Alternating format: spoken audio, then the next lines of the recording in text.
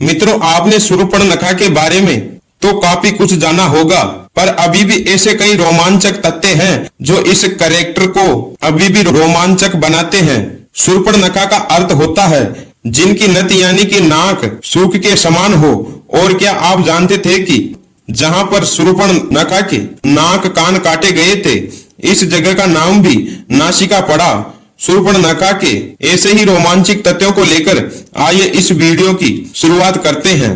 और साथ ही ऐसे वीडियो से जुड़े रहने के लिए मित्रों आपसे रिक्वेस्ट है कि हमारे चैनल को सब्सक्राइब जरूर करें। दोस्तों, वैसे तो जनमानस में शूर्पणखा की छवि एक राक्षसी कामी निर्ममता से श्रृंगार करने की होने के कारण घृणा की दृष्टि से उसे देखा जाता है। लेकिन जब करोड़ों जन्मों तक तपस्या करने के बाद भी ऋषि मुनियों को भगवान के दर्शन का लाभ नहीं मिल पाता है, तो इसने तो उनके दर्शन करने के साथ ही उनसे बात भी की और भगवान श्री राम ने उनकी लक्ष्मण जी से बात करवाकर जगत जननी सीता माता के दर्शन भी करवा दिए। और आखिर में इसने ऐसे कौन से पुण्य किए होंगे, ये सोचने वाली बात है। दरअसल पूर्व जन्म में शूर्पणखा इंद्रलोक की नयनतारा नाम की अप्सरा थी और उर्वशी, रंभा, मेनका इनकी प्रमुख अप्सराओं में से इनकी गिनती होती थी।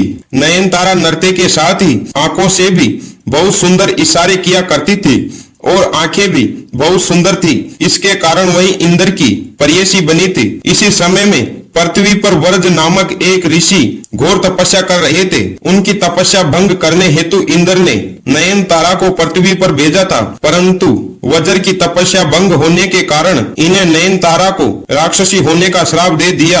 जिसके बाद ऋषि से क्षमा याचना करने पर वज्र ऋषि ने उससे कहा कि राक्षस जन्म में ही तुम्हें प्रभु के दर्शन होंगे। तभी वही अप्सरा देह त्याग के बाद शूर्पणखा राक्षसी बन गई। उसने दृढ़ निश्चय कर लिया था कि प्रभु दर्शन होने पर वह उन्हें प्राप्त कर लेगी। राक्षसी होने के कारण उनके पास रूप बदलने की शक्ति होने से वह सुंदर मोहक रूप लेकर श्री राम के पास चली गई और गलती कर बैठी। पर ब्रह्मा प्रभु को शक्ति और वैराग्य से ही प्राप्त किया जा सकता है। मोहक रूप दिखाकर नहीं और शूर्पण सीधा श्री राम की पत्नी बनकर भक्ति को ही अलग कर देना चाहती थी। फिर भी उचित प्रक्रिया का ज्ञान कराने के लिए श्री राम ने उसे वैराग्य रूप लक्ष्मण जी के पास भेज दिया ताकि प्रभु मिलन की सही प्रक्रिया उसे शांत हो सके। मित्रों, कहा यह भी जाता है कि पूर्व जन्मों में शूर्पणखा एक सर्पण थी जो कि शेषनाग यानी कि लक्ष्मण जी की पत्नी भी रह चुकी है।